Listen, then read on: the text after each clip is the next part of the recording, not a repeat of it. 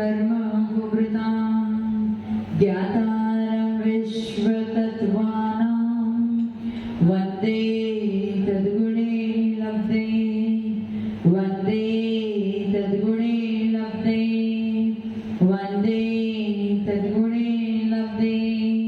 जुड़ श्री भगवान की दिवादिनाथ भगवान की अंतिम शासन प्रति महावीर स्वामी भगवान की परम पूज्य गुरुदेव श्री आदि सागर महावीर की देवी मलसागर सन्मति सागर जी महाराज की परम पूज्य गुरुदेव श्री सुंदर सागर जी महाराज की द्वादशाम जन्माणी माता की महामंडल विधान की।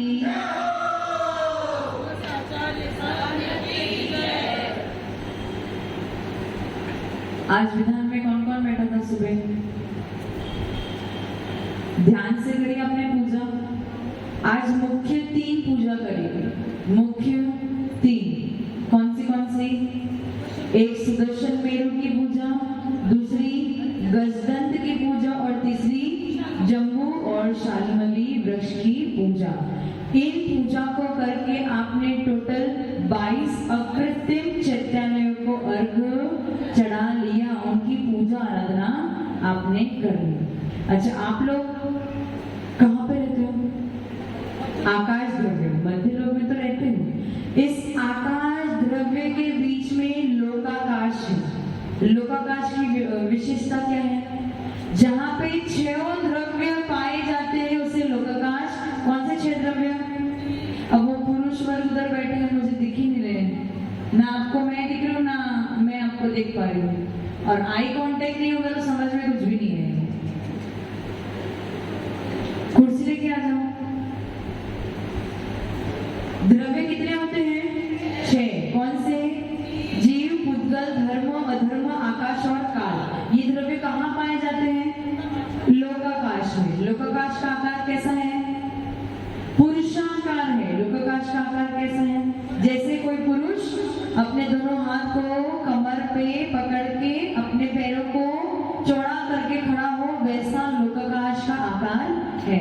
और इस लोकाकाश की विशेषता यही है कि 6 द्रव्य इस लोकाकाश में ही पाए जाते हैं। लोकाकाश के बाहर 6 द्रव्य नहीं पाए जाते हैं। तो आकाश द्रव्य के बीचों बीच में क्या है? अब इधर ध्यान दो। आकाश द्रव्य के बीच में लोकाकाश है। उस लोकाकाश के बीच में मध्य लोक है। उस मध्य लोक के बीच में जम्बू द्वीप है। जम्बू द्वीप कैसा है? थाली के आकार का। कैसा? थाली कैसे होती है? राउंड। वैसी जम्बू द्वीप है। और उस जम्बू द्वीप के भी बीच में है सुमेरु पर्वत। उसका नाम क्या है? सुदर्शन मेरु, परंतु उसको शॉर्ट फॉर्म में सुमेरु पर्वत कहते हैं। और सबसे बड़ा पर्वत कौन सा है? एवरेस्ट भी नहीं है, हिमालय भी नहीं है, कोई नहीं। सबसे बड़ा पर्वत यदि कोई है तो वो कौन सा है? सुमेरु पर्वत। ऐसे कितने मेरु हैं? 5। लेकिन उसमें 5 मेरु में भी सबसे बड़ा मेरु तो बीच वाला सुमेरु पर्वत ही है। तो आप लोग कहाँ रहते हो? कौन से द्वीप में रहते हो? कौन से द्वीप में रहते हो? बस इतना पता है, हम भारत में रहते हैं, राजस्थान में रहते हैं, सागवाड़ा में रहते हैं। इससे अलावा कुछ नहीं बताना। कहाँ पे रहते हो?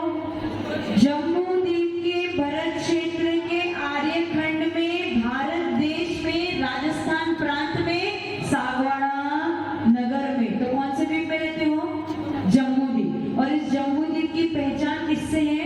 उस सुदर्शन मेरु से है, जो उसके बीचों बीच में है। अब वो मेरु सबसे बड़ा क्यों है? क्योंकि उसकी ऊंचाई कितनी है? 1 लाख योजन ऊंचा और उसके ऊपर 40 योजन की चोटी, चूली का। 1 लाख योजन ऊंचा, ऊपर 40 योजन की चूली का। और उसकी चौड़ाई कितनी है?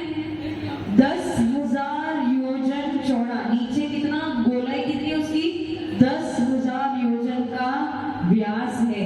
अब सोच सकते हो 10,000 योजन यानी 10,000 इंटू कितना करना? कितना? नहीं, 12 नहीं, ये छोटा योजन नहीं, ये महायोजन है। तो कितने? 6,000 किलोमीटर से गुणा कर दो। कितना हो गया? 10,000 इंटू 6,000 किलोमीटर। इतना तो उसकी क्या है? चौड़ाई। और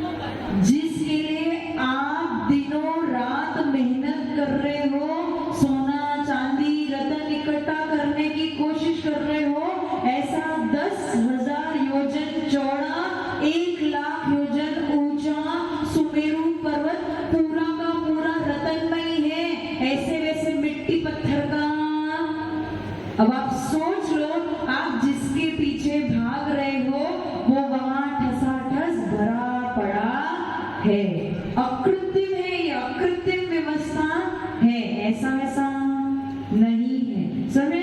तो इसके 4 विभाजन है। नीचे है, सबसे पहला वन कौन सा है नीचे? बद्रिशाल वन, दूसरा नंदन वन, तीसरा ऊपर सोमनाथ वन और चौथा पांडुक वन। अब ये पांडुक वन की विशेषता क्या है? जन्माभिषेक होता है ना, किसका जन्माभिषेक होता है? आपका, किसका? तीर्थंकर बालक का जन्माभिषेक कहाँ पे होता है? पांडुक शिला पे। जन्म तो भरत क्षेत्र में हुआ है अथवा ऐरावत क्षेत्र में हुआ है, लेकिन ऐरावत हाथी पर कौन विराजमान होते हैं? सौधर्म इंद्र और इंद्राणी विराजमान होकर तीर्थंकर बालक को कहाँ लेके जाते हैं? उस सुमेरु पर्वत के सबसे ऊपर पांडुक वन में पांडुक शिला जो है वहां पे लेके जाते हैं। आप लोग केवल पांडुक शिला के बारे में ही जानते हैं, क्योंकि भरत क्षेत्र के जितने भी तीर्थंकर होंगे ना, आप कौन से क्षेत्र से हो? भरत क्षेत्र। भरत क्षेत्र के जितने तीर्थंकर होंगे उन सबका अभिषेक कहाँ होगा? पांडुक शिला में ही होगा। लेकिन बाकी वहां पे 4 शिलाएं हैं, पांडुक शिला, पांडुक कमला, रक्त शिला और रक्त कमला शिला। निश्चित तौर पे शब्द आपके लिए नए हैं, कल ऐसा कोशिश करेंगे कि बोर्ड पे आपको दिखा दे ताकि आपको समझ में आ जाएगा। ऐसी 5 शिलाएं हैं और ये चारों वन हैं। उन चारों वन में 4 दिशा है। कितनी दिशा? कौन सी होती है? पूर्व, पश्चिम, उत्तर और दक्षिण। चारों दिशा में एक एक अकृत्रिम चैत्यालय। इस प्रतिकृति में भी आपको वही अकृत्रिम चैत्यालय दिख रहे होंगे। देखो 4 फ्लोर है और चारों फ्लोर में चारों ही दिशा में एक एक चैत्यालय बनाया है। वो 4 दिशा के 4 और 4 वन के 4, कितने हो गए? 16। इस प्रकार से सुदर्शन मेरु संबंधी 16 अकृत्रिम चैत्यालय हो गए। समझ में आ गया? सुदर्शन मेरु संबंधी कितने हो गए? 16 अकृत्रिम चैत्यालय। अब दूसरा पूजा किसकी थी? गजदंत पर्वत। अब ये गजदंत नाम कहां से आया? हाथी के दांत। हाथी के दांत कैसे होते हैं? कर्व होते हैं, चंद्रमा के आकार के होते हैं ना, यहाँ से चौड़े होते हैं और आगे जाते हुए पतले हो जाते हैं, सकड़े हो जाते हैं। उसी प्रकार से सुदर्शन के मुख से, सुदर्शन मेरु जो है ना, उसके मुख से ईशान यानी जो भी दिशाएं होती है ना, पूर्व, पश्चिम, उत्तर, दक्षिण नहीं, बीच की जो दिशाएं होती है वहां पे से 4 गजदंत निकले हुए, ऊपर भी और नीचे भी। तो ये गजदंत है। इन 4 गजदंत पे एक एक सिद्धकूट है। क्या है? सिद्धकूट। और इस सिद्धकूट पे एक एक अकृत्रिम चैत्यालय है। तो 4 गजदंत के कितने अकृत्रिम चैत्यालय हो गए? 4। तो 16 + 4 कितने हो गए? 20। अब कौन सी पूजा करी थी आपने अगली? कौन सी करी थी? जम्बू और शालमली वृक्ष। मैंने बताया था ये जम्बूद्वीप नाम कहां से पड़ा? उस जम्बू वृक्ष के वजह से ही जम्बूद्वीप ये नाम पड़ा है। सुदर्शन मेरु की उत्तर दिशा में जम्बू वृक्ष है और दक्षिण दिशा में शालमली वृक्ष है। और ये ऐसा वैसा वृक्ष नहीं है। कैसा वृक्ष है?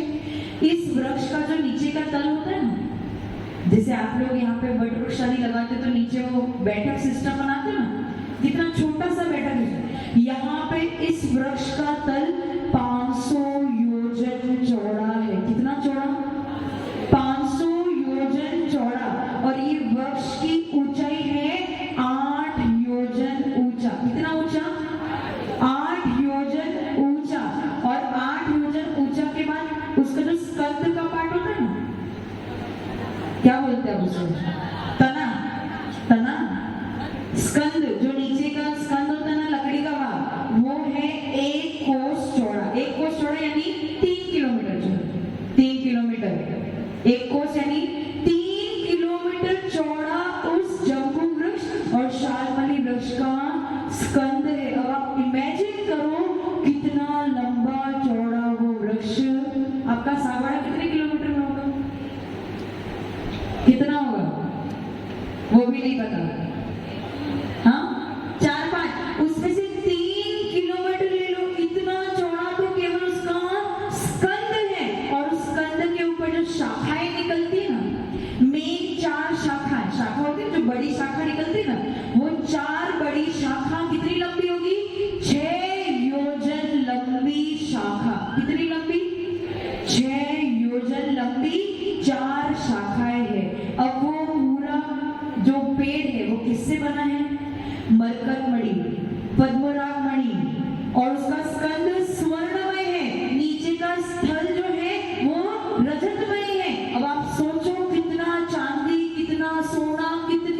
रतन उस पूरे वृक्ष में 3 किलोमीटर चौड़ा स्कंद और पूरा कैसा है, स्वर्णमय सोने का। और आपको यहाँ पे 10 तोला सोना यानी 1 तोला सोना भी अगर खरीदना है तो पसीने छूट जाते।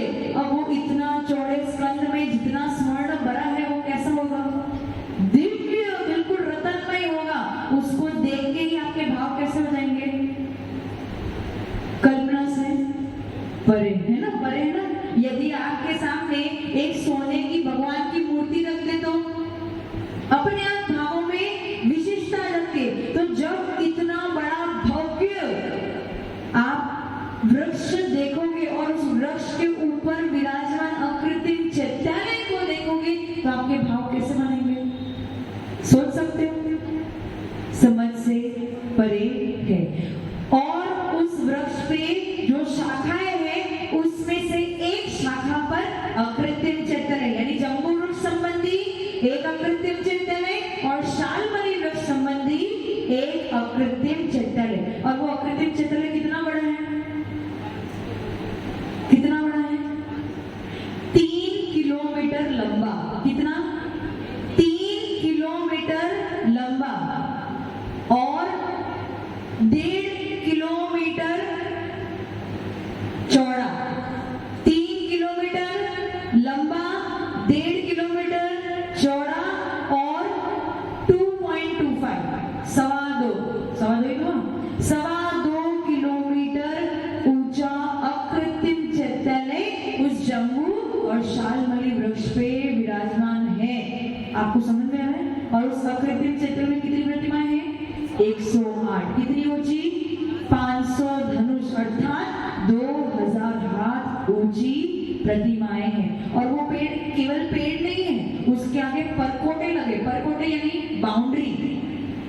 क्या लगा है, कितनी बाउंड्री लगी, 12 बाउंड्री लगी है। कितनी, उस पेड़ के आसपास 12 बाउंड्री लगी है। और हर जो बीच का गैप होता है ना उसमें भी बहुत सारे पेड़ लगे हैं। टोटल एक वृक्ष संबंधी कितना परिवार होगा पेड़ का, जो जम्बू वृक्ष है उसके 1,40,120 परिवार पेड़ है। उस एक वृक्ष के कितने, 1,40,120 वृक्ष है। किसके, उसके परिवार वृक्ष। इतना बड़ा वो वृक्ष है। कैसा है, वनस्पति कायिक नहीं है, कैसा है, पृथ्वी कायिक है। सुन के आपको कैसा लग रहा है। और ये ऐसी वैसी काल्पनिक बातें नहीं हो रही है। काल्पनिक बातें हैं क्या, राजू जी, काल्पनिक बातें हैं। इतना बड़ा वृक्ष, इतना बड़ा सुमेरु पर्वत, और वो भी स्वर्णमय, रजतमय, रतनमय, कहां से आया, काल्पनिक बातें। काल्पनिक बातें नहीं है। त्रिलोक सार ग्रंथ उठा के देख लेना, त्रिलोक पनति ग्रंथ उठा के देख लेना। नेमिचंद सिद्धांत चक्रवर्ती देव जिन्होंने किनकी प्रतिष्ठा कराई है, गोमटेश बाहुबली की प्रतिष्ठा जिन्होंने कराई है, उन्होंने शास्त्र में लिखा है इसका पूर्ण वर्णन। और उन्होंने भी कहां से लिया, जो जिनेंद्र भगवान कह गए हैं वो संतति में जो चलता चला आ रहा है वही वो अपने शास्त्र में लिख के गए हैं। किसके लिए लिख के गए, उनके खुद के लिए। किसके लिए, आप सब के लिए, ताकि आप सब पढ़ो और समझो कि अभी तक आप क्या थे, कूपमंडू थे। क्या थे, कूपमंडू यानी कुएं का मेढ़ा। उसको क्या लगता है, मेढक को क्या लगता है, कुएं के मेढक को क्या लगता है, संसार कुएं समान ही है, इसके बाहर कुछ भी, बस वो पानी, उसमें रहने वाले थोड़े से जीव और वो आसपास की दीवार, इसके अलावा कोई संसार। लेकिन सत्य क्या है, उस कुंभ के बाहर भी अर्थात उस कुएं के बाहर बहुत बड़ा संसार है जिसके बारे में आपको ज्ञान नहीं है। इसीलिए स्वाध्याय करना जरूरी है। और इसके बारे में ज्यादा पिक्चर फॉर्म में अगर आपको जानना हो ना तो जैन डिजिटल टेक्नोलॉजी फाउंडेशन करके चैनल है, किस पे, यूट्यूब पे, जैन डिजिटल टेक्नोलॉजी फाउंडेशन। उस पे जाके एक बार इसकी वीडियोस देखना तो आपको बिल्कुल पिक्चर क्लियर हो जाएगी कि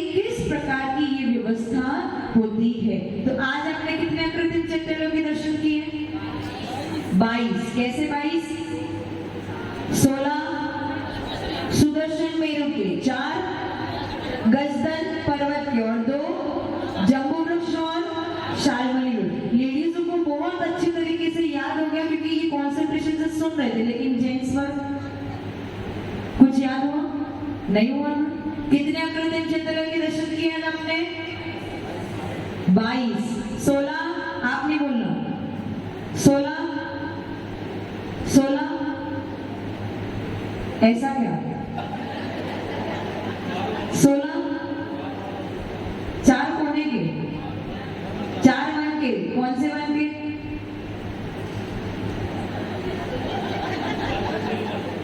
टीचर थे ना, बच्चों कैसे पढ़ाते थे? अब समझ में आए बच्चों की हालत कैसी होती है? जब स्वयं स्टूडेंट बनते हैं तब समझ में आता है कि कुछ समझ में है। समझ में आया? तो 16 किसके हैं? सुदर्शन मेरु, सबसे इंपॉर्टेंट, बीचों बीच का जो मेरु है, सबसे ज्यादा नाम यदि आपने सुना होगा तो किसका सुना होगा? बाकी 4 का नाम है, सुदर्शन मेरु का नाम तो हमेशा, सुमेरु पर्वत का नाम तो हमेशा सुना ही सुना होगा। 16 किसके हैं?